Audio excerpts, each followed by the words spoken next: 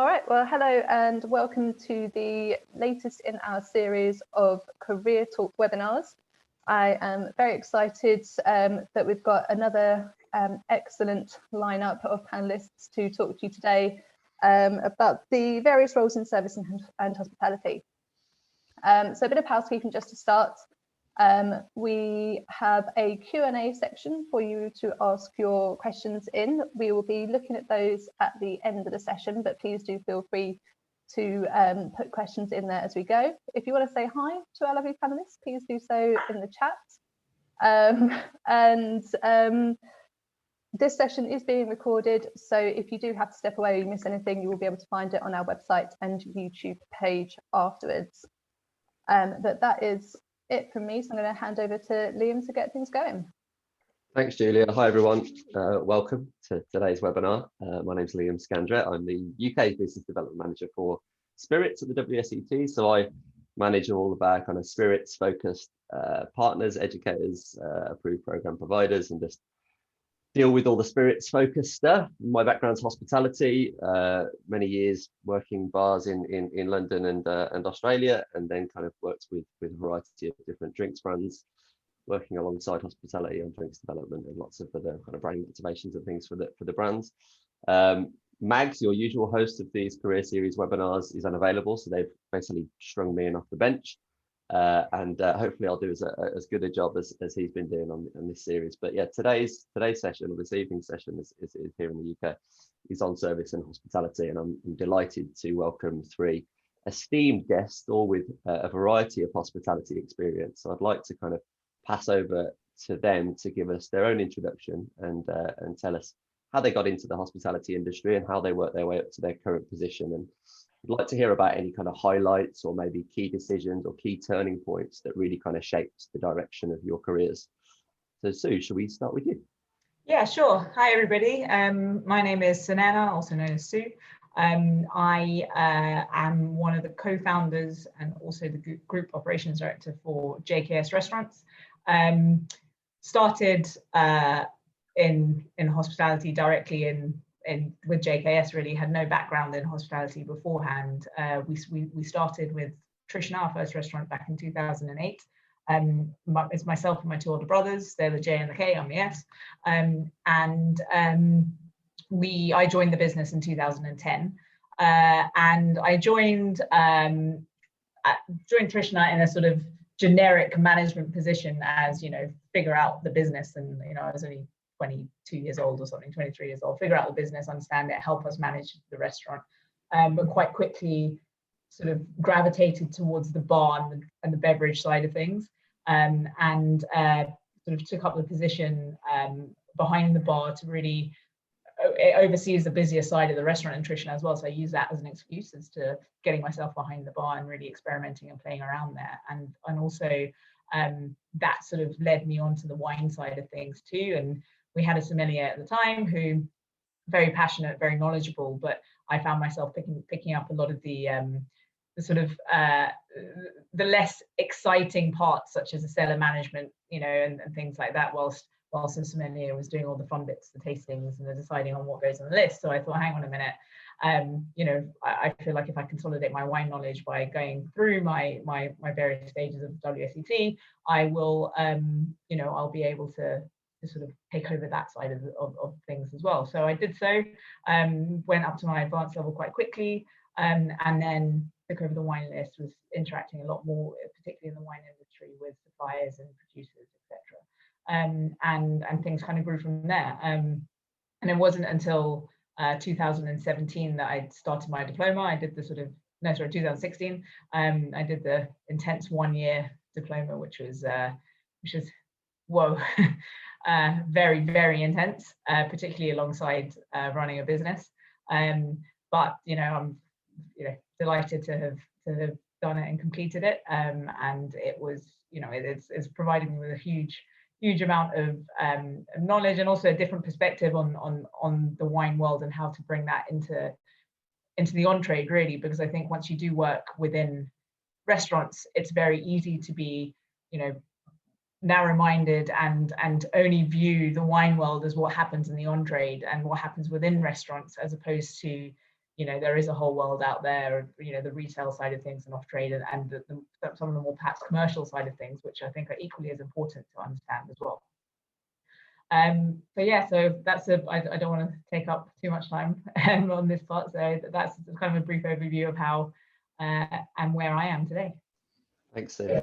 We'll have lots more opportunity to draw on your wealth of experience and learn about your business and you know, your career in hospitality as we talk for the next hour and a half or so. Tim, would you like to go next? I think I would have done this enough now to realise that I was on mute. Hi everyone, my name's Tim. I am the co-founder of Healthy Hospo, founder of Healthy Hospo, co-founder of Avalanche Spirits, and also co-founder of Lasso Drinks. My journey started in Cornwall, which is where I'm from. So, you know, growing up in Cornwall, hospitality is really the only work. So during the summer, everyone falls into the industry at some point. So I started there, moved to New Zealand in 2006. Like Sue, fell in love with the bar. Started working in the cocktail bar, fell in love with making cocktails, became the 2009 Bartender of the Year over in New Zealand. And from there, just went on an adventure, ended up in India, working for Diageo as a brand ambassador, and was also a WSET trainer for the Diageo Bar Academy out in Asia. And my time at Diageo eventually ended up in the role of global brand ambassador for Bullet Whiskey, which is, I guess, one of those jobs that bartenders really aspire to. You know, they've seen as these rock star jobs. You have the global ambassador flying around the world with the corporate credit card, and doing that for 4 years. You know, kind of doing 100 flights or more a year, being away from home about 250 days of the year, traveling the world. Really took its toll on me. You know, I was this permanent jet lag. Eating in restaurants all the time, so my nutrition was terrible because I was eating, you know, home cooked food. The loneliness from always being away from home. So whilst it's a very social job, you know, you're always trying to make these little micro friendships, and you really lose those deep, meaningful connections, which are the ones that we really need. And then, you know, exercise has been such an important part of my life, and anyone that knows me will know that I'm crazy for running and cycling. And that stopped as well. You know, and that combined with drinking 5 or 6 nights a week, and the pressure of the job really got to me. And then in 2016, everything started to go south. And at the Athens Bar Show in November, I went back to my hotel room and tried to commit suicide. And that was really the moment where everything changed for me in the industry, as you can imagine. And was coming through that experience. And starting to talk publicly about my struggles, both with my personal mental health and having been diagnosed with depression at the age of 16 for the first time, combined with the way the industry is, you know, this excessive culture that we have, this live fast, die young kind of attitude. And we all think we're rock and roll stars that will live forever. What I found when I started talking about this was that I got hundreds and hundreds of messages from people who started to tell me their stories of struggle, of burnout, of problems with their mental and physical health. And both friends, peers, complete strangers started writing to me. And that was really the seed that started Healthy Hospo. You know, I realized that there were so many people struggling and I wasn't alone. And yet no one was talking about health and wellness within our industry. You know, we would keep pushing each other to have more shots, to work more out, you know, celebrating 90 hours a week, saying that anyone who works 60 hours is a part-timer. And so, you know, I thought that there was an opportunity to begin the conversation around health and wellness in our industry and start to look after each other a little bit better. So that was the birth of Healthy Hospo. A couple of years after starting that, launched Avalanche Spirits, which I'm co-founder of, and is our attempt to really address sustainability within the spirits industry. I've been campaigning for environmental issues my whole life, and yet looking at the production of spirits in particular, realizing that there's quite a large environmental impact, from the farms and the orchards and the vineyards through to the distillation and the distribution. So launched a brand to really try and address that. and lead the industry forward in sustainability. And then in lockdown last year, launched Last Do Drinks, which is an e-commerce retailer that's specifically for independently owned drinks brands. So to try and create a platform that gives the smaller guys a bit of a leg up and an advantage, and when it comes to the e-commerce game. So that's me. Thanks, Tim. I'm really happy to have you here. You're truly a pioneer in those areas that you've set up. Thank you. Gav, as the second substitute called off the bench, I'd like to introduce yourself. I can say Gav is the best dressed man in London, by the way, as an introduction. Hi. Thank you very much. Can you guys hear me okay? Because my internet is going a little bit unstable. Am I clear for everyone? Good. Okay. Yeah, my name's Gavin. I am the sales director for Emporia Brands, which is a spirits importer. We do some export, so the main job of that is to get our lovely brands onto as many shelves as possible, be it retail, wholesalers who'll sell to the bars and restaurants, making sure that the bars and restaurants want the product. So myself and the team, our job is to create demand by letting people know exactly how lovely all our spirits are. Work with a lot of other family businesses. I started getting a long time ago now, 24 years ago in hospitality. While studying, I joined Wetherspoons. A friend of mine, Alan, said, come and work here. I think I was working at Blockbuster Video at the time. And I was like, yeah, sure. I'll come over one day. And one day I just decided to do it. And I think apart from the hours suited my sleeping patterns and my lifestyle at the time, I would very easily stay up till 4 or 5 in the morning, but also struggle, especially my last few years at school and when I was at uni, in getting up early. And it was just habit of years and years and a bit of insomnia. My brain would be really switched on 9, 10, 11 o'clock at night. So that really worked well for that. I did pubs for a few years, kind of figuring out what did I want to do.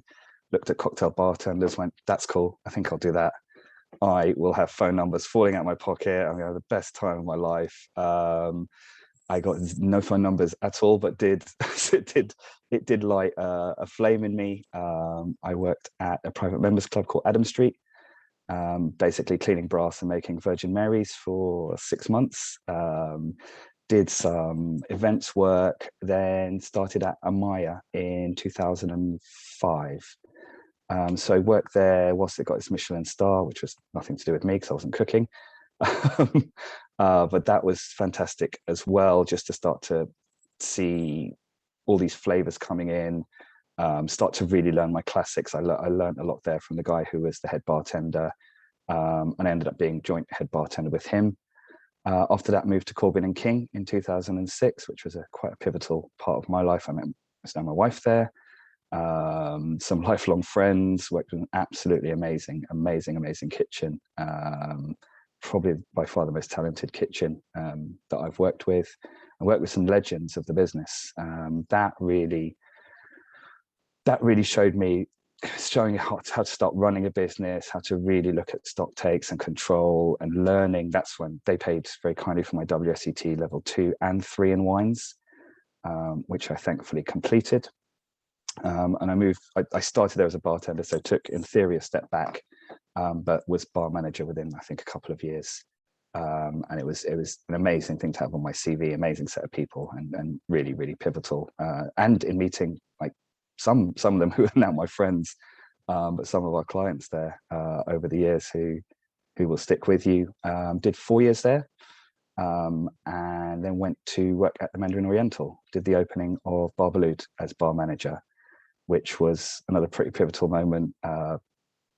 Incredible opening team, which over the course of the 2 or 3 years kind of moved on myself. After 2 years, I got the bright idea one day I was going to be a GM of a restaurant.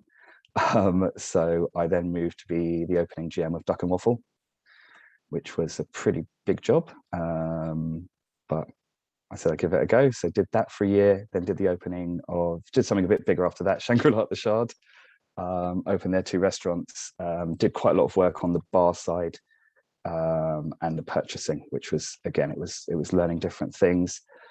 But something, when I was at Corbin and King, I'd started to go to all these bar shows and started to meet all the brand ambassadors and sales reps. I didn't really know who was who or who did what, but it was like when I looked at the cocktail bartenders, I went, that's cool. I think I'll do that one day. And as it was more when I got to Barbaloo, I started to figure out who did what, how it all worked, which companies had which brands, which one owned them, so on and so forth. So I think I'll do that one day. I got to the end of my time at Shangri-La and I thought, if I don't try now, I'll probably never do it.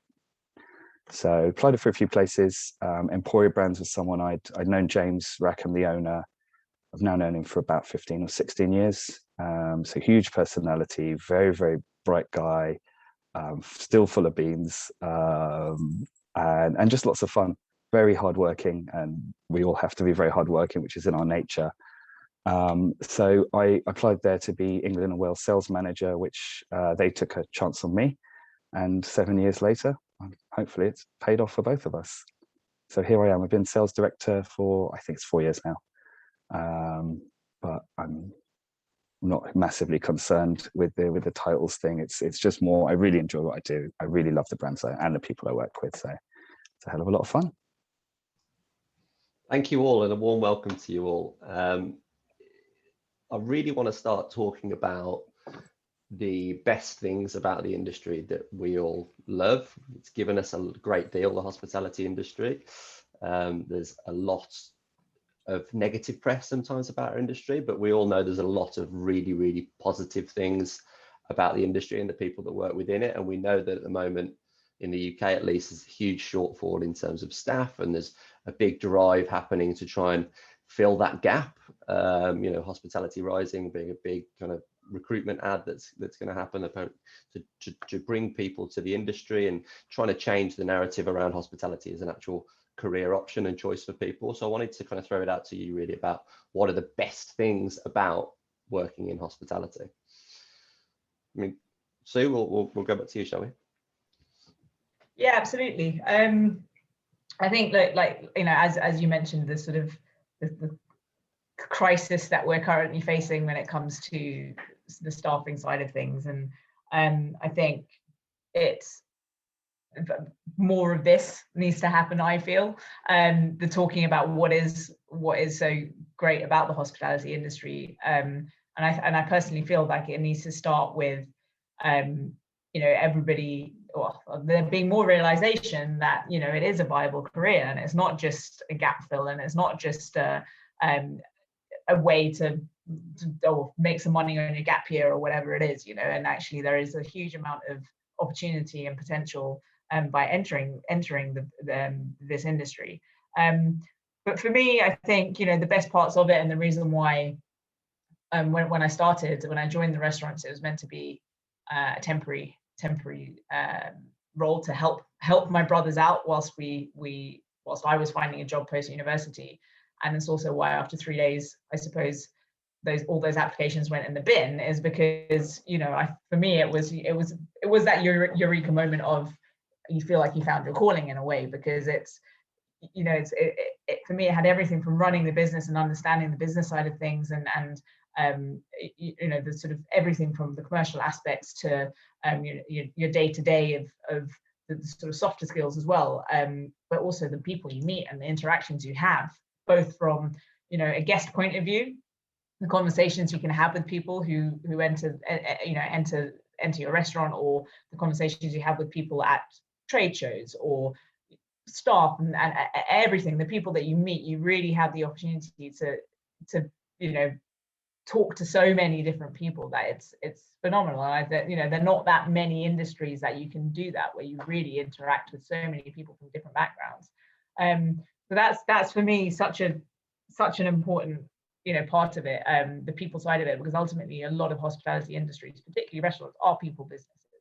They're the people who you interact with on a day-to-day can make or break an experience for you, really. So that for me, the people side of it is really important, and I spend a lot of my time as well on sort of talking to people, training people up on that hospitality element of it, which is often forgotten. And to be in a position, be it where you can yourself, you get educated yourself, so you can then subsequently pass that on. And again, that's on a day-to-day, be it with the guests, with the products you have, with the wines you're selling, with the cocktails you're selling, with what you're creating, but also training your staff up and everything else, and giving them tools to to step up and level up to the next sort of stage of their careers as well. So it's really powerful, I think, what you can what you can pass on and how you can educate people on a day-to-day, with the knowledge that you can gain and things. And then, at the end of the day, things like food and drink, everybody has interest in, everybody wants to know about wine. Everybody wants to, be able to talk about these things, and it's a very social thing as well. And, based on what a normal day-to-day is, there is that no 2 days are ever the same, and for me, I really like that. It does break up some of the monotony of what you can often get of with other industries, and some people like that, some people need a little bit more dynamism in it. So and I'm one of those people who might have a couple of days a week where I'd be sitting in the office for 8, 9, 10 hours in the day. Then the next day you're just running around from restaurant to restaurant, and you're in service and things like that. But so I love that. I love the fact that it's so diverse, and there's so many different sort of aspects to it, and like I said, the fact that no 2 days are ever the same. Thanks, Sue. I think we're having a little bit of connection issues some with your sound, so I'm going to throw over to Gav a little bit. I was going to ask Sue as an additional question about some of the kind of, obviously an employer that offer a lot of training and support to their staff, and that's something that's not shared exclusively across the industry. There's not always that level of professional development within employment, within hospitality, it's fair to say. Was your experience of that good, Gav? I mean, to address my original question about the best things about hospitality, but maybe on that kind of training point, were you trained effectively throughout those hospitality roles that you had? Not all of them. My first cocktail bar job, as I said, was polishing brass for 6 months, and there was a daytime and a nighttime manager, and I worked with a daytime manager, and he said, anything you want to know, you have to ask me. I'm not going to teach you anything. And he came up to me one day and he said, what's the difference between white rum and gold rum? And I said, one's white sugar and one's brown sugar. It's the best I could think of.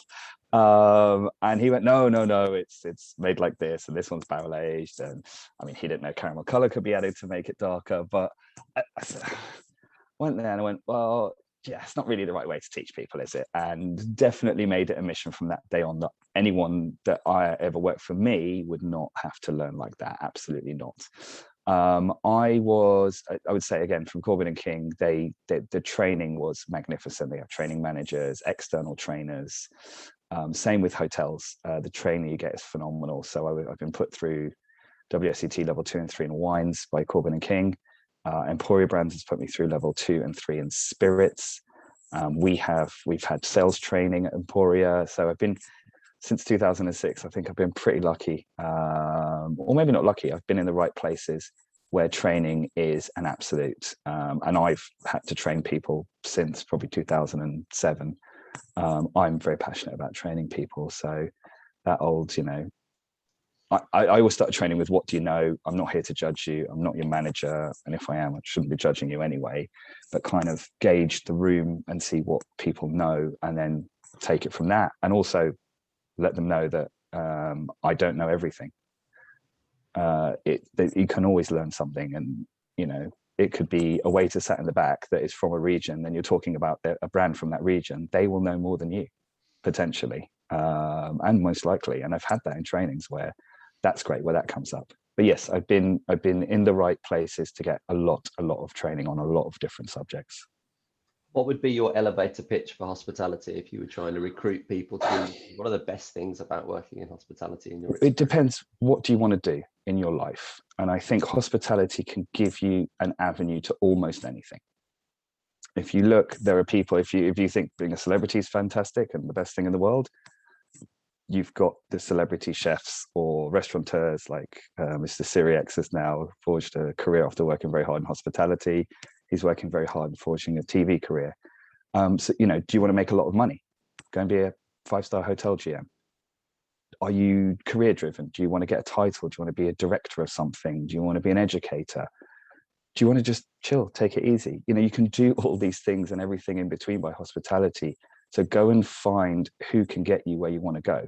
And you probably won't know that when you're very young, but go and find somewhere that's going to train you up. And a lot of places know that they'll train you up so that you can leave and do what you want to do. Learn how to run a business, maybe learn how to start a brand. Maybe it can be many, many, many things. And hospitality has all those things in it. You know, we've got P&Ls, we've got progression training, we've got wine training, spirits training, people training, which how many businesses are going to teach you psychology of people or the psychology of people? There's not many businesses that encompass all those things. So you have to find, a lot of people speak to me about how do you get into this side of the business? You have to find what's going to be right for you, what you're passionate about, and then find kind of where you want to go, even if it's step by step. You might just say, I want to go and work as a brand ambassador or a salesperson for a brand. I want to go and run a restaurant. I want to run a bar. I want to own a bar. You can't start at the end. You have to find an avenue to do that. So try and take a bit of time. Everybody needs money. So sometimes you just need a job, but you know, find the right place for you. Even if they don't have a job, let them know that you want to work there. I think it has to be step by step, doesn't it? As you say, you can't skip right to the end, and it is possible to plot a path that does kind of take individual milestones and kind of enable you to develop professionally and personally within the industry as much as anything else. I think I noticed about 10, 11 years ago that as I was getting a bit older, I was in my early 30s then, and it was just like people wanted it now. They're like, well, I've been working here for 3 months and I haven't been promoted. And, you know, to me, I was like, whoa, are you crazy? Like, you need a year, you need 2 years. And it was just, I think that people want things a bit quicker now. It's just the way things are. So I don't know how we facilitate that because experience does count for a bit. And I think one of the things we don't protect people enough with, and again, all businesses have needs, is putting people in a position they're not quite ready for yet. Yeah. And that's okay to do, having been in those positions myself, but it's having the support and kind of some sort of mentorship there to get them through it and say, look, this changes in 6 months, this changes in a year. So you will get there, and it shouldn't be easy to do a job like that straight away. How classic is the story of, you know, independent bar doing really, really well. GM is asked to work 60-hour weeks and inevitably after 6 months to a year in the job burns out. Yeah. And falls by the wayside, and then head bartender or assistant is thrust into that position without any training or foresight or planning really, and it's just a cycle that I think, you know, needs to be broken. Yeah. Tim, obviously seeing the industry from the many angles that you have, what are the really positive things about hospitality first, then we'll start to talk more about the challenges and how we look to address them moving forward. Well, I think Sue and Gav have covered a lot of it, so without repetition, I'll try and pick a few other things. I guess, I mean, I've been in a very fortunate position, I think, in the industry that it has given me so much. For me, one of the big things is the opportunity to travel. You know, Sue covered the people, and that would be my first thing about what makes hospitality so wonderful. It are the people, especially that you never know who's going to walk in through the front door. Could be anyone. You know, and I've been fortunate enough to serve some really wonderful people and make some really good friends out of regulars that were coming to the bar. But I think the travel and the experiences that I've had within the industry have just been mind-blowing. You know, like experiences that I don't think you could have in many other industries. Certainly if you're an accountant, I can't imagine accountancy firms taking you on tours of spreadsheets and computer servers would be quite as exciting as going and visiting distilleries. So I think that's a big one for me. And you know, if that's something that's important to you, and you do really want to travel in this industry, particularly as a bartender, you really can make that happen. The brands spend a lot of time and a lot of money kind of wining and dining bartenders, taking them on brand trips, giving them those experiences, you know. And I've done some incredible stuff as part of this industry, from being thrown off a bridge with my feet touched to a bit of elastic trying to make a Cosmopolitan as part of the Cocktail World Cup, to traveling to 63 countries and experiencing all sorts of cultures. That is something that is pretty unique in our industry. I don't know many other industries that you could have that experience. And to prove that point, Tim is speaking to us from St. Petersburg, Russia. So, Yes, very live.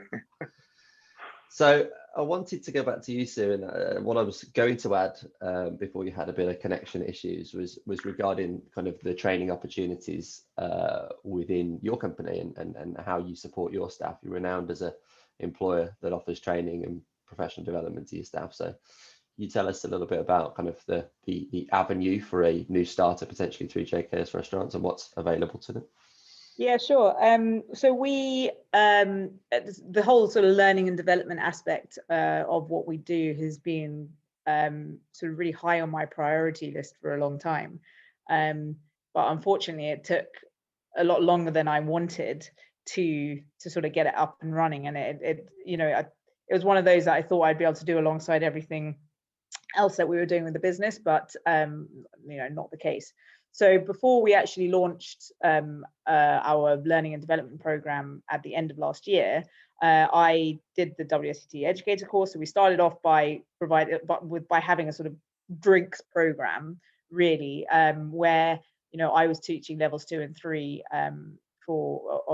in wine, and we had our own sort of bar academy, as it were, as well, that we put together. So depending upon your position and your level within each restaurant, you were sort of put through a suitable training program, really. And then at the end of last year, we launched the sort of JKS Learning and Development Program, which encompasses everything. So yes, it integrates the beverage side of things as well, but we focus on everything from your pretty standard classic service training to for managers how to have difficult conversation, to crisis management. What do you do if there's a terrorist attack? To it's a huge range of different modules that we sort of put together, and the sort of final pieces of which we're also wanting to develop as the sort of the head office function, which often gets forgotten as well. So what comes with running restaurants as well, of course, is the financial side, the HR side, the marketing side, and all of these things. So getting those modules built to make sure that we're offering a kind of holistic program. So anybody who does want to perhaps look at, okay, I've been in management for a while now, and I want to sort of move into something in the support functions, so the head office functions, as opposed to I feel like my calling is maybe more in HR, on the HR side of things. So to give people a taster of what else is out there. And I think it's really important to do that. I think Gavin touched upon it as well. It's really important that people are aware of what opportunities they have. And it's very easy sometimes that if you start in a restaurant as a barback to just think, okay, well, my next role would be a bartender, and then maybe I can get up to a head bartender and then a bar manager or whatever it is, and it's quite linear, as opposed to, no, there's this whole world of opportunity that I have. And not just from, okay, well, maybe I could sidestep to being a waiter and then go up, in that way. It is also the fact that there are so many positions, there are so many roles within hospitality that you could go down, and within our company, we've got, an HR department of about 8 or 9 people. We've got a marketing department of a lot more than that, finance of sort of, again, 8 or 9. We've got a design team. We've got, so there are all these different angles really that come from having a business our size that we're so fortunate to have. And when we are recruiting, we do make sure that we do throw all these vacancies out there to existing staff first, so they know and they understand, and if they want to find out more about what each role might involve, and do they need a bit of training before they can perhaps apply for a certain position, you know, we're very happy and open to do that. And, you know, showing people career progression and showing them, okay, this is your pathway. So if you are starting as a bar back, but actually you want to jump over and move into a different role, this is what we can do and this is what we can offer for you to get there. And, you know, majority of it, we'd want it to be internal training, but if external training or courses are required, then of course, you know, we're happy to explore and look into those things as well. And people have enjoyed that mobility and had that opportunity to move from a front of house service role into a back of house marketing or HR role, have they? Is it? Yeah, absolutely. You know, and then sometimes it's a case of, you know, somebody starting as, you know, starting as a waiter and saying, actually, I'm quite interested in HR, moving into HR, and then saying, no, actually, you know, I want to go back. I miss that, you know, that excitement of being on the floor sort of thing. But it's exposing people to it, you know, and giving them that opportunity to experience what, you know, what does the other side entail. And I think it also often what happens is you have this divide between sort of restaurant staff and the head office staff, of, you know, the restaurant guys being like, oh, well, those guys are 9-to-5ers and they sit on the, you know, they can wind up and go home by 5 o'clock sort of thing, you know, whereas there's that appreciation that comes by, you know, crossing over and spending time on each side. Yeah. So for them to realize, okay, there's a lot more to it from just sitting in the head office, and vice versa, by having people from the head office sit, you know, working a couple of shifts in the restaurant, for them to understand that when they send an email at 1 o'clock in the afternoon, you're not going to get a response immediately because people are going to be in service. And, you know, all of these little things which are often overlooked. You know, it's, again, really important to have that, you know, cross-pollination and make sure that people know what's going on in every aspect of the business, so that you can have a view of where you feel you want to go, but also have an appreciation for, you know, what it takes to run a business, and to work in hospitality in all the different areas. Great, thank you. Tim, what would you say are the kind of core skills a new starter within hospitality would need? Are there transferable skills from other areas that you think could apply well to hospitality? I think it's people. You know, you need to be a people person. I think that's the key, and it doesn't matter whether you're working front of house, you're a bartender, you're a chef, or even back of house. And having a love of people is really important. I always go back to one of my mentors, the late great Gary Regan, God rest his soul, who I remember one of our very first meetings, he sat down and said to me, Tim, the job of a bartender is not to make drinks. It's to make sure that everybody that walks into the bar leaves happier than when they arrived. So that job of a bartender is actually just to make people happy. You know, so if you're not a people person and you don't enjoy kind of helping and going out of your way to create great experiences for people, then perhaps hospitality is not the industry for you. So I think that's a big one. And then there is the work ethic. You know, this is not an easy industry to work in. You know, we do work hard. You know, it's quite a physical job, which I personally really enjoy. You know, it would drive me nuts if I had to spend all kind of 8 hours a day sitting in a chair in an office bashing away at a computer. Because I've done it over the last 18 months during COVID, you know, and it's been a struggle. You know, I like the active side of it. I like the physical side. You know, you're always on your feet. It can be physically draining at times, but I think it's much better for us than spending all day sitting in a chair. So I would say that those are two kind of core things: having that like good work ethic and enjoying work where you are active and busy and on your feet quite a lot, and then really being a people person.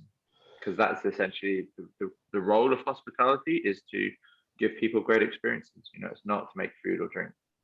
Those are just two tools that we use to make sure that everyone has a wonderful experience. And in addition to that, there's clearly challenges there in terms of maintaining that enthusiasm of being a people person and being this great host and constantly having that smile on your face and constantly having this great rapport with guests. But obviously that being slightly contradicted by the long hours and the hard work and the pain in the soles of your feet. So what are the kind of tricks to kind of marry that up? How can employers and employees kind of maintain that enthusiasm for the very best? Well, it's if we look at it as an energy transfer, right? Every time that someone comes into your bar or your restaurant and you're interacting with them, you're giving a little bit of energy to them to try and improve their night. And you have a finite amount of energy in any given day. So you need to make sure that if you're an individual, you need to make sure that your energy is recharged, replenished when you come onto shift. And that comes down to making sure that you're getting a great night's sleep, which is the most important thing you can do. We ran a survey a couple of years ago and found that the industry is right up there with doctors, kind of surgeons and emergency work doctors, as being the most sleep deprived industry in the world. Making sure you're eating well physically, just looking after your body, and spending as much time away from work doing non-industry things as possible. Remembering it's a job, not a lifestyle, I think is quite important. So making sure that you are, when you come to work, you are kind of refreshed, you're recovered.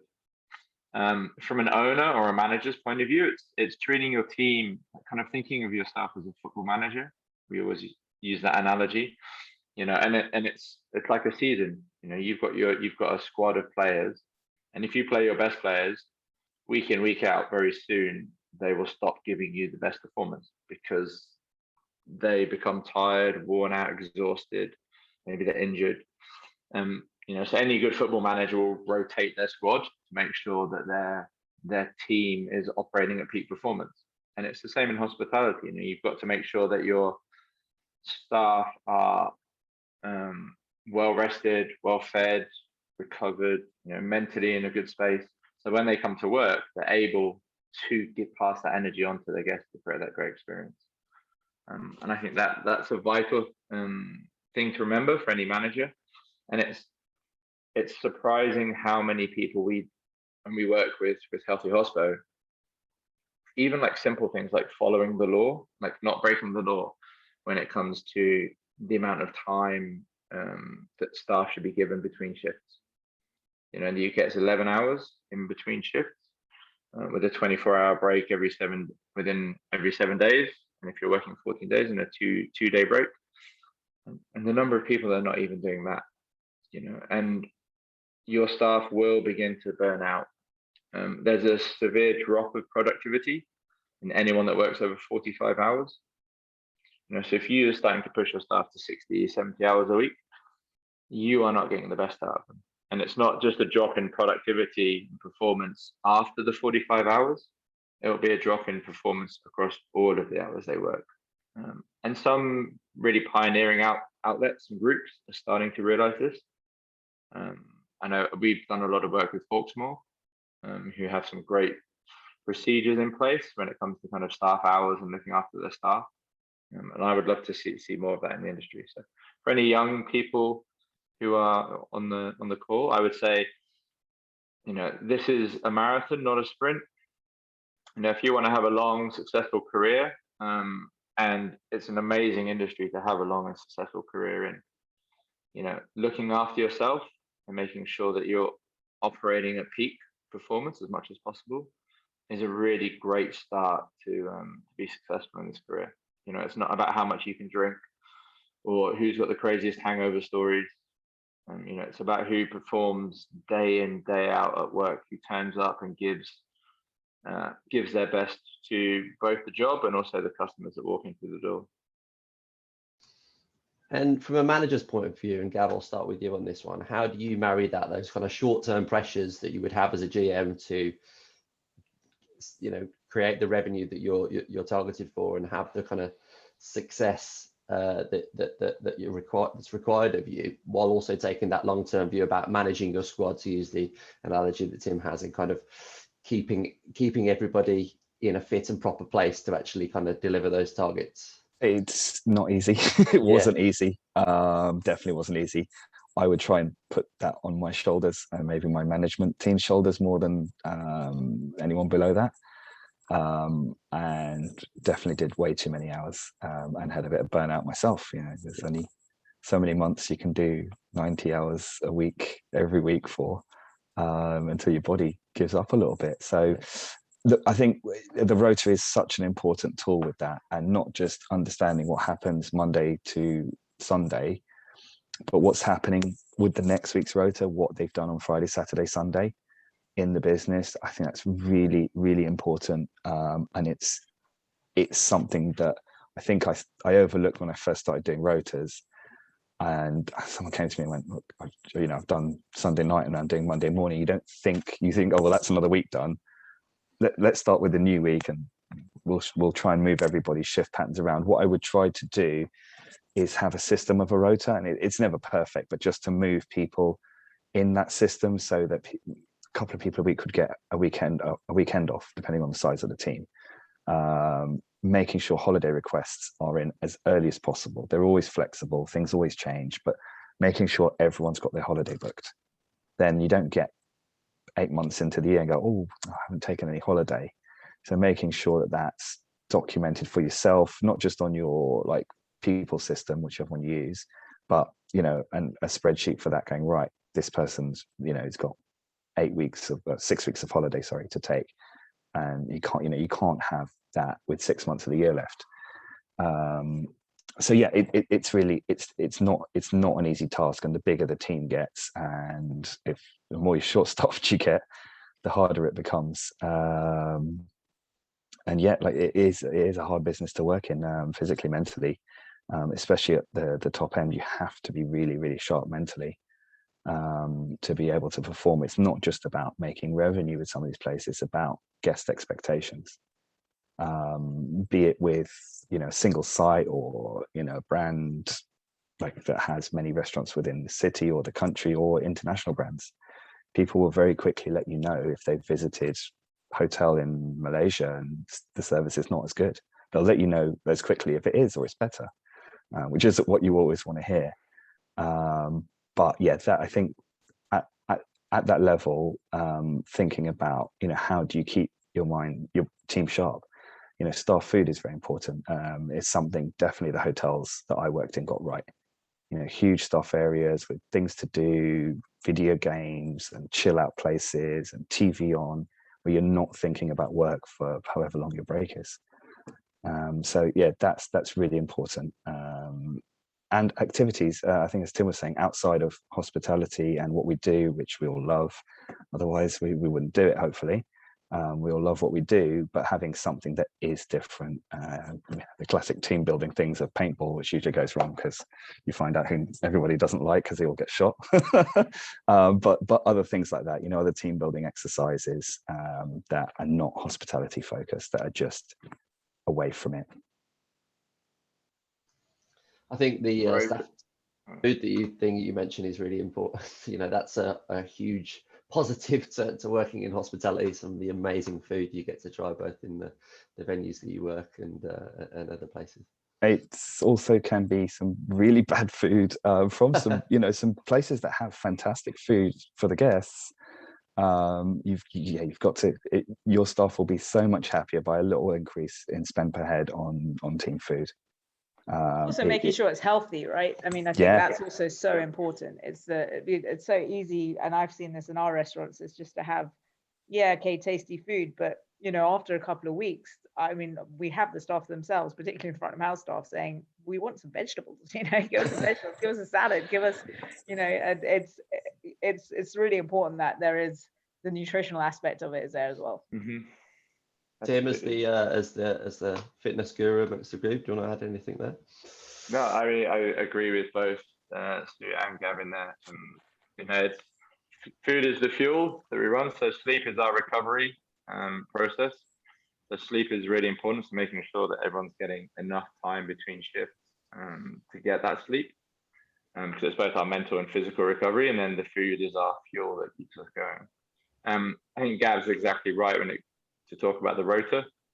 I think the rota is such a powerful tool to help your staff or hinder them. It's those people that work a 9-to-5 job are extremely lucky in the fact that they know they can see, right, in 17 weeks time on a Wednesday, I know when I'm working. And yet in our industry, a lot of people don't even know when they're working next week. So you can't plan your life around that. You can't do it. You're almost a kind of a slave to whoever's writing the rota. So putting in as much consistency as possible, and there has to be a level of flexibility because our industry changes with the weather. And people calling in. There's all sorts of things that can change your rota, but building in as much consistency as possible so your staff know when they're going to be working. They can start to also build a sleep routine, because they've got that consistency. You're not doing anything open, close, open 1 week, and then close, open the next week. So I think as much consistency as you can get in as possible, doing some team exercises, particularly when it comes to fitness. I think there's some really fun stuff you could do around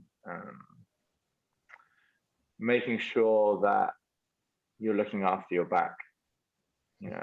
Almost every bartender and chef that I've ever met at some point in their career has chronic back pain. Yeah. Good shoes is so critical. Yeah, we've all been there. So great shoes. As a runner, I've discovered that Hoka, which is one of the running gang's shoe of choice at the moment, have started doing hospitality shoes because a bartender in Norway discovered Hokas and started wearing them because they have these super cushion soles. So Hoka in Norway started doing some hospitality specific shoes. So I think great shoes are really vital. And then you can bring your team together before shift to do some small some stretching exercises, maybe a bit of core strength, just to kind of prevent those back pains before they arise, because it's that constant leaning forward, working on stations that are a certain height and don't work for everybody because we're all different heights. That you can build fun into that as well. There's lots of positives that you can do to offset to prevent the problems in the first place. You build a little bit of teamwork, you make work fun. I know a few places that do yoga before work, certain days of a week. Yeah, I'd say, just sorry to jump in as well. Yeah, 100%, and something that we've got on. It's actually a very close friend of mine. She's a ballerina, and she does a lot of sort of as well, wellness things as well. In terms of breathing exercises and stuff. And actually over COVID, it was actually really useful because we could on Zoom, in between service, and she would do this with both head office people as well as people who are on the floor, two very different sets of exercises that you could have. And that's for when you're in the middle of, you've got a double shift, or it's just second or third double shift that week, what should you do in between? What can you do to sort of help you get through that? Posture work and things like that as well. And then at the same time, she also can help with movement on the floor, if that makes sense. So when you're a hostess or a waiter, or how you present yourself and how you walk, and these little things, these little nuances make so much difference when it comes to how you feel when you're on the floor, the confidence you have, but also like everybody said, just your comfort levels as well, and how you feel at the end of a double shift. Yes, of course you're going to be exhausted and everything else, but it's having that sort of positivity about it, and having being like, okay, not, oh God, I've got to come back and do it again tomorrow, but it's like, okay, I can do this, and I can get through it with the right and the positive attitude that comes with it. So I think 100% the movement side of it, the wellness side of it, giving everyone the tools to get through, because it is brutal, and it's it's antisocial hours. So sometimes how are you going to get to a gym really? A lot of the time, if you wanted to. So it's making sure that those tools are provided to everybody as well. And I think just sorry to backtrack a little bit back on the question, Liam, you asked Gavin about as a GM, how do you balance and make sure that you're hitting your targets as well as keeping in mind the wellness of the rest of your team. But I think something that we've learned, and also learned, so I'd say the hard way as well, is that it's so important to have the people running the day-to-day involved in setting those targets as well, to make sure that it is something that's realistic, and it's not something that they feel is just presented to them. And when there is perhaps a disconnect between the day-to-day running of the business and owners, and I'm saying this as because I'm 100% guilty of this myself as well, saying, here you go, here's your budget, hit that, you know, go and smash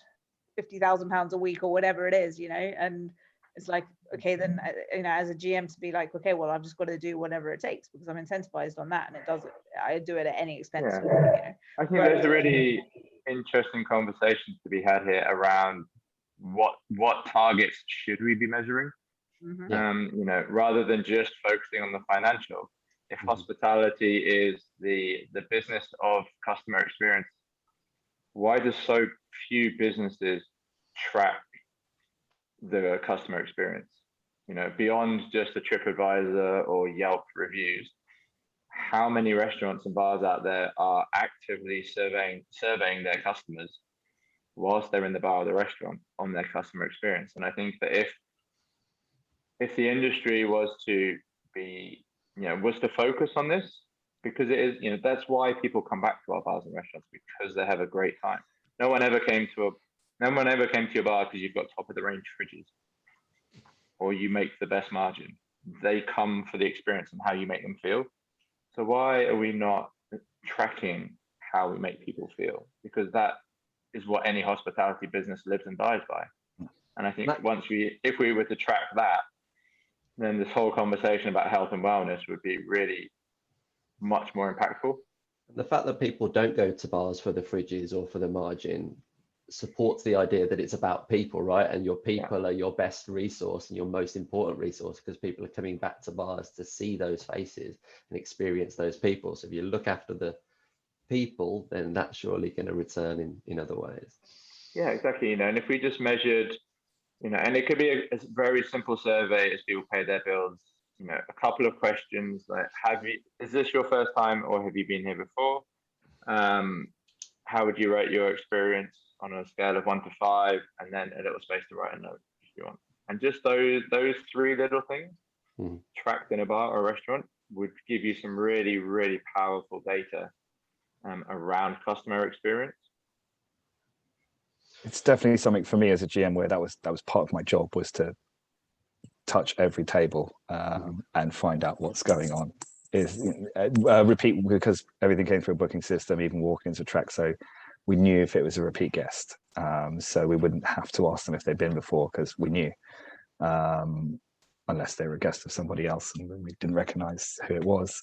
But yeah, making sure that doesn't have to be a GM, but one of the management team, it could be a supervisor. It's a great way for a supervisor, etc., to learn, is to ask somebody, you know, how did we do tonight? If there's something gone catastrophically wrong, hopefully, you know, like, I don't know, steaks being dropped at the table or whatever it was, you know, wine being poured on the guest, or I don't know, beer had a massive frothy head on it. You should know that.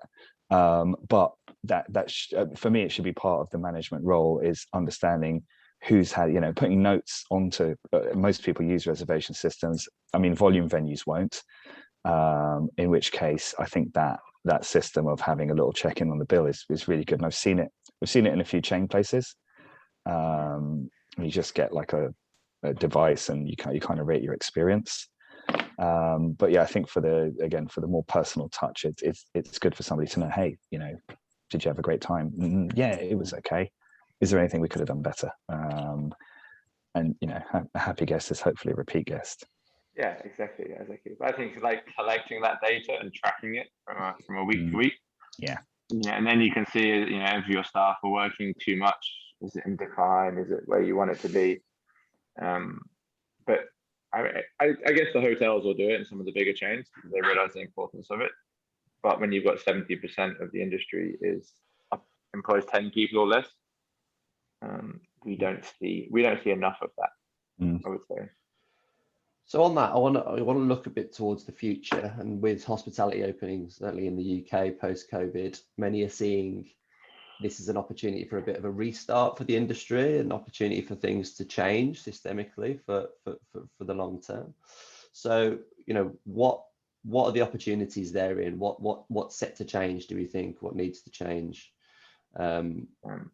What could we be excited about in that regard? I would say a living wage. So instead of minimum wage being seen as a maximum wage, employers incentive, bringing in the living wage, we will see wages go up. We've already seen it because of the staffing crisis, and this should be a permanent move. I would love to see an end to 0 hours contracts as well. They are just horrific on all levels. Yeah, but I think it's that's the two together, I think, is really interesting. And yes, we have seen we've seen sort of wages go up, but I do think there are a lot of people sort of trying to pull the wool a little bit as well by saying, okay, yeah, you can earn 15 quid an hour, great, as a supervisor, but you're only going to get 30 hours a week. So yeah, exactly that, because it's really, in a time like this where people will jump for an extra £1 an hour, or however, a lot more than that in a lot of cases as well. It's quite sneaky, I think, what is being done as well, and that 100% agree with you, that really needs to stop. It does. And I think what we saw during lockdown is that people are willing to pay a little bit more for food, because when everything was shut and people were ordering through Uber Eats and Deliveroo and all these other services, they were still paying the same restaurant price, plus the delivery fee, plus the booking fee, plus whatever other fee it was to get cold food delivered to their apartment or their house. So they are willing to pay that little bit more, I think. And restaurant prices are going to have to go up. And I think that people wouldn't mind that. And I think it could even be beneficial, people maybe go out a little bit less, cook at home a little bit more. That's going to be good for the nutrition and the health of the public. And if restaurants can pay their staff a little bit better, have a slightly better margin, because bar and restaurants have existed on razor thin margins for so long. It's why so many of them collapsed as soon as they went into lockdown without any support. I think we can build a much better industry going forward, where everyone is a little bit more secure. We have a little bit better safety net for everybody. So as a new starter then for the hospitality industry, and I suspect many of the viewers that we have will be looking to move into the industry, or maybe just starting out or looking to advance themselves, there's things for them to be optimistic about despite some of the negative press. What do you think they need to do as individuals, to kind of set themselves apart? We're desperate for staff within hospitality in the UK, so there's loads and loads of jobs out there. What should individuals do to kind of look for those roles? How can they find the right role? What do they need to do to kind of set themselves apart, would you say, Sue? I think so in the first instance, sort of finding the right role, I think it's really important that it's understood exactly the background of who it is that you're going to be working for. I think it's important to understand what you're going to be offered, and I think it's like one of the things I mentioned in the ins and outs of, okay, if this is your hourly rate or this is your annual salary or whatever, but what is expected of me? And how are you going to expect me to work crazy 60, 70, 80 hours a week? And also not, and I think it's 100% okay for you to say, okay, but what can the company give to me? When it's often the case when you go into an interview, it's the other way around of, tell me about your experience, tell me about what you can bring to us, but ask the other way around as well and say, like, okay, but what can you give me? How can I better myself and develop my career with you?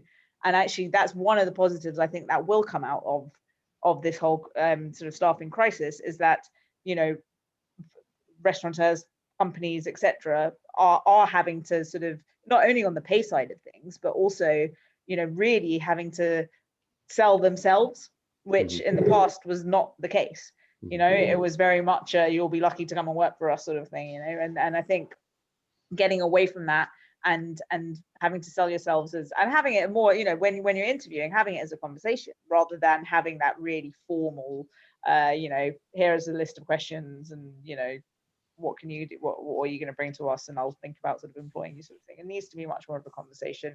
It is a two-way thing. It is much more of a partnership.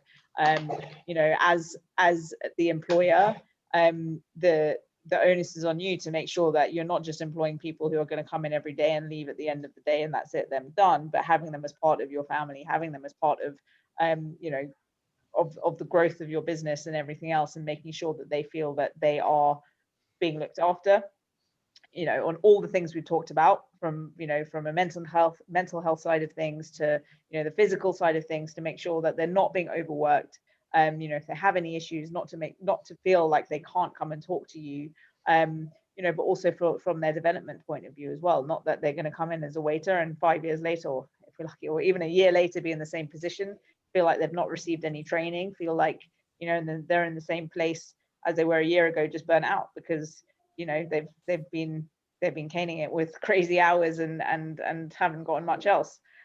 So, you know, I do really think it's important for when you are going for any job role or interview, don't be afraid to ask, you know, what is in it for me in the development, and if that's not taken well, then I don't think it's a company for you, you know. And there are plenty of places out there that do really value, you know, and Tim, you mentioned Hawksmoor, and I think their culture is absolutely phenomenal. And, you know, what they do and the way they look after their staff and the training it's really, for me, the industry leader in how they do that. And, you know, you know, us, for one, as JKS, we really look up to what they do. And I think a lot of other places are also looking at them and what others are doing as to how important it is to, but also how you can look after your staff and what you can offer. Yeah, I think candidates should be emboldened to ask those questions, as you say, empowered to ask the right questions and take ownership of who their employers are, right? And select an employer that fits with their own morals and their own ethic, their own approach. Mm-hmm. I think giving people a mentor, you know, having a mentor for someone within the business who's kind of done their role and moved up, or moved out, or branched out, or gone to another part of the business, it's super important. I mean, mentors have been really important to me throughout my career.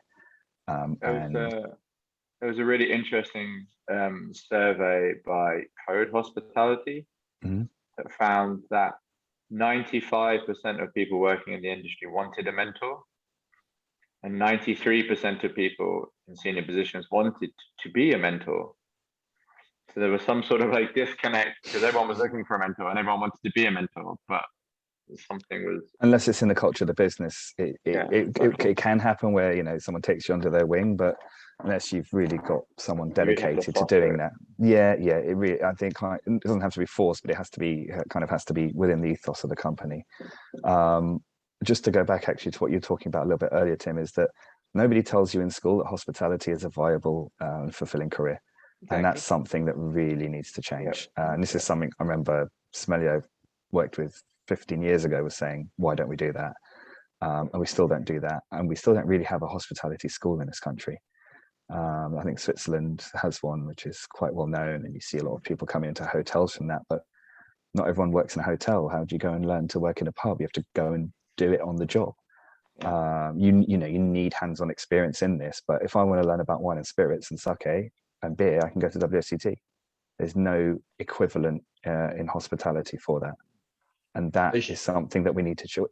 You know, I just watched a program on how we changed our Olympics fortunes from the 96 games in Atlanta and lottery funding. And John Major did something right. And he said, right, we're going to fund it. And, it bore fruit 4 years later. So you've got to grow your own talent. Yeah. So true.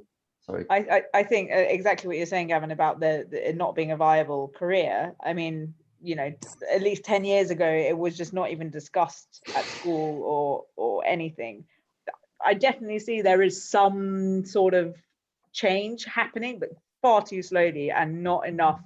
There's still not enough presence. There's a little bit of presence coming forward. Like we've been asked a couple of times by, you know, a few schools, can you come in and do a careers talk? Universities now, like, you know, we've signed up and we're going to careers fairs and things like that, to encourage people and to talk to them about it. But, you know, I mean, it's not even on people's radar. If you think people say, oh, you can go and be an estate agent, and I don't know if you've ever met a good one, but I know one or two, and most of them are useless. And I've met so many amazing, fantastic people in hospitality. But if you said to someone at school, you could be an estate agent, they go, oh, that sounds quite good. they're all working evenings and weekends. Yeah. They're based on kind of fulfilling people's needs, and making money for their business and making money off of that. But ones that I found with, sorry, any estate agents out there, but I know a couple of good ones, and the good ones are great, but most of them I found to be not very good at their job, and that was kind of acceptable. Whereas I think something that's really blown my mind is I've got to spend time with quite a few bartenders post lockdown 3, whose bars were not open all the time, and they were out and about as I was on a few evenings, and just how like amazingly intelligent some of these guys and girls are. And you see them, I speak to a lot of bartenders, and they're creative, they're switched on, they're bright, but you're like, whoa, we need to get that message out there that this is a business for top people. Yeah, absolutely. And I hope that one of the things that we saw in lockdown is when they did the surveys of what people missed the most, or what they were looking forward to the most when lockdown ended, after friends and family, the number one response was going out to hospitality. So lockdown has shown us just how important our industry is to a thriving society. And I really hope as we get through this crisis, that's reflected and respected, and people realize just how important hospitality is. Well said. Much more important than estate agents. That's true. And I haven't met many good ones either, Gav. I'll back you up on that. You could app them out, can you? You can just do it through an app. You don't need estate agent. We've only got a few minutes left. If anybody would like to ask any questions, please add them to the Q&A. But while we're waiting for those questions to come flooding in, I'd like to hear from all of you regarding just your ambitions for yourselves and for the industry as a whole, and for your own ventures over the course of the next few years, or however long you want to kind of look into the future. Really, what's next? Somebody jump in. Okay then. I'll go. So for me, I've got 3 businesses. So with Healthy Hospo, it's really continuing this conversation around health and wellness in the industry. COVID's been really difficult for us because almost overnight, when things went into lockdown, we lost all of our customers.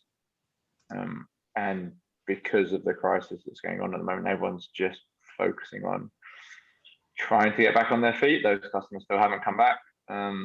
But we're still committed to kind of having that conversation around health and wellness and making sure it's on the table for people to discuss. With Avalon, my Calvados brand, it's very much leading the industry forward when it comes to sustainability. So, innovating on our labels. We're now climate positive, so proving that you can have delicious drinks whilst not giving the planet a hangover is really, really key for us as well. I'm a proud shareholder of Avalon Spirits. Good man. So yeah, from our side as JKS, we were obviously this time last year didn't know if how many of our businesses would survive, but also if we could ever sort of continue opening and creating the concepts and the experiences that we wanted to create. But we're very, very lucky that we've been presented opportunities that we might not have otherwise considered or had over the last sort of 16 months, which is great. So the business is going in all kinds of different directions, which we never would have really considered in the past. But yes, 100% everything that we've talked about, everything that is highlighted to us in the last 16 months, where our downfalls were as a business and as an industry, making ourselves more robust, because we realized overnight that you can go from 100% to 0 very quickly overnight, as what happened last March, and so making ourselves a better business out of it is what we worked on over the last 16 months, and to continue to do that really. For us as well, it's focusing very much on the whole sort of hospitality side of school and training and offering it to people and offering it as something that is a viable career option, and getting more presence on the hospitality side. Gav mentioned the sort of the hospitality school side of things, you know, like, yes, all of these things need to happen. And, you know, I think there are enough people out there that want to do it. So, you know, we need to do it. You know, from a personal side as well, we set JKS up as an APP for WSET. So, you know, we're continuing to offer so far just wine courses, but we've got we've put one of our bar, I suppose, but she's our learning and development manager from the bar side. She's gone through the spirit side of it, so being able to offer it for all, you know, the whole beverage sort of function as well would be great. So really just building upon what we can offer our staff, and sort of being, I suppose, an employer of choice, really. Great stuff. Shout out to Maya, your spirits educator. Yeah. And Gav? Just keep having fun with the brands that we've got, and whichever will come. Many brands, including Calvados. We've got Père Magloire, which is a wonderful, wonderful historic brand in its 200th year. Daddy Rack, our new Tennessee whiskey, Chairman's Reserve, Clermont Rums, Boudier Liqueurs, Rancancan. There's many others we could go on. Lovia Armagnac. So yeah, I suppose it's about, I kind of unofficially mentor people who want to get into the business and who are in the business, and that definitely ticks the box for me. So continuing to do that in whatever capacity I do that, and mentoring people that I work with. Very passionate about training and being trained. So just continually learning more, and having a lot of fun working with these brands. Looking forward to traveling and visiting the distilleries all over again.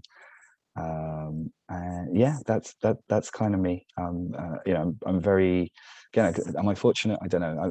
I'm in the right place, definitely, with Emporia brands. So You're always smiling, Gav, so you must be fortunate. There we go. Right, I haven't seen any questions come into the Q&A. I don't know about you, Julia, whether you've got any questions that have come through to you, but if there's no questions from the audience. One's just popped in, if you want to right, okay, there you wrap up with that. Oh, lovely. Thanks, Lucy. So the best moment working behind a bar or on the floor from all of you, please. That'd be lovely, nice, wonderful, warm way to finish us off. Just so many of them, I think. Just, you know, every time someone comes into the bar and you make them a drink, and they really love it and they smile, I think it's a fantastic experience. Obviously, there have been some highlights. Making drinks for Michelle and Barack Obama when I lived in India was quite a highlight. I think yeah, this being able to create experiences that people genuinely are blown away by as well, I think is you know, to see, you know, as Tim, as you mentioned about having people leave in a better mood than they were when they walked in, and really making an evening and switch, and you know, creating a lasting memory as well with people is great. So that you get, and that buzz that you get out of, you know, having that on a day-to-day and interacting with people and you know, looking after them is phenomenal. And then I guess for me, not quite as cool as Michelle and Barack Obama, but sitting in Anthony Hopkins' chair after he got off and left from Trishna. I think that was early on as well. That was sort of 2010 for me. So that was pretty cool. That's very cool. Gab, you must have had some big fan in your time as well. A couple, high five, and my man from Morgan Freeman. Martinis for James Bond, Madonna. Yeah, a couple here and there. Patrick Stewart was a cool one. Dropping names. Yeah. Well, no, I knew him from Family Guy, which is actually what I discussed with him, and he said he enjoyed doing American Dad more than anything else in his career. So that was quite cool. Yeah, got to meet quite a few. But then, like, something that, just as you were asking the question, I remember at Duck and Waffle, and everyone went to see the view as they did in the Shard. You know, it's a very view orientated place. And I had this woman, I think it was like her 90th birthday, like family party, and I wheeled her around the restaurant and like showed her all the sights, and she was telling me what, you know, how she'd done this as a kid in London over there and this. So that was a lot of fun. And it, you know, it's not just about like all the cool people you serve, but as you say, it's about making memories for someone, and, you know, hopefully making some friends along the way. Thanks, all of you. It's been a really enlightening and informative chat. So thanks for your time this evening. And Thank yeah, you. Thank you. We'll see you Yeah, all thanks. another time, hopefully over a delicious drink in a real bar. Yeah. That's so soon. Yeah, And I'll thank you, Liam, for hosting. Yeah, I'll thanks, just add my guys. thanks to Liam. This has been really interesting to listen to and hear about all of your experiences. And I particularly enjoyed all that name dropping at the end. That's a nice moment to finish on. Nice little positive message there. So we will wrap up here and end the call.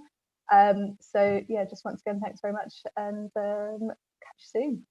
Cheers. Thank you Bye. all.